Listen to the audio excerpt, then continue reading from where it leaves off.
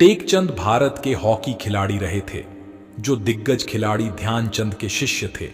हालांकि अब ये खिलाड़ी अकेला है, उनके हालात बहुत दयनीय हैं। भारतीय हॉकी टीम का अच्छा समय नहीं चल रहा है।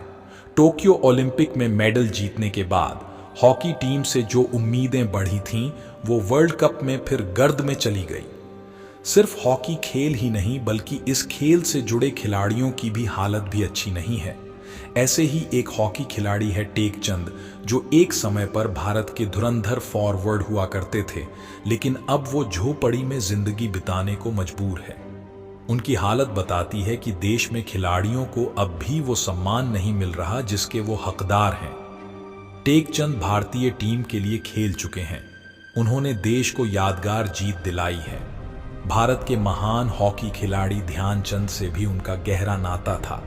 टेकचंद ने इस खेल को बहुत कुछ दिया, लेकिन गरीबी ने उनसे उनका सब कुछ छीन लिया।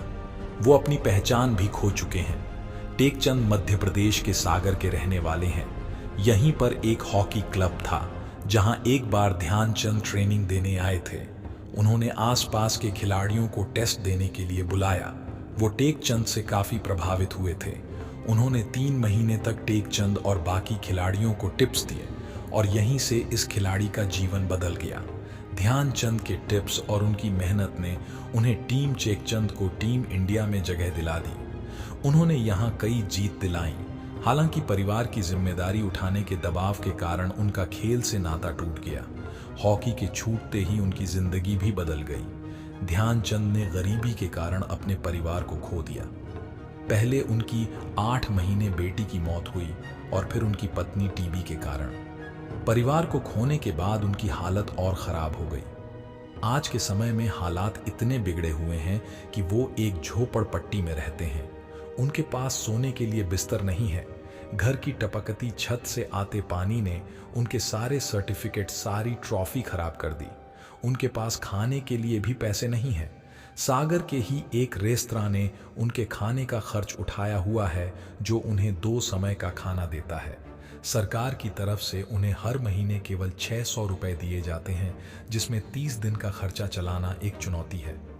टेकचंद को अपनी हालत पर तरस नहीं आता, लेकिन वो भारतीय हॉकी की हालत देखकर निराशा महसूस करते हैं।